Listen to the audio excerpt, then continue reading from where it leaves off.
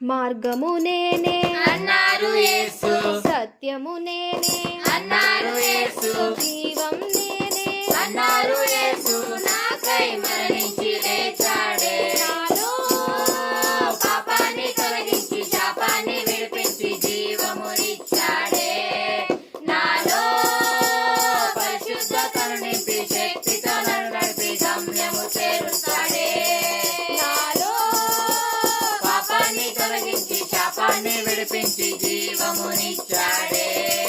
నాలో పరిశుద్ధతను నింపి శక్తితో నన్ను నడిపి గమ్యము చేరుస్తాడే.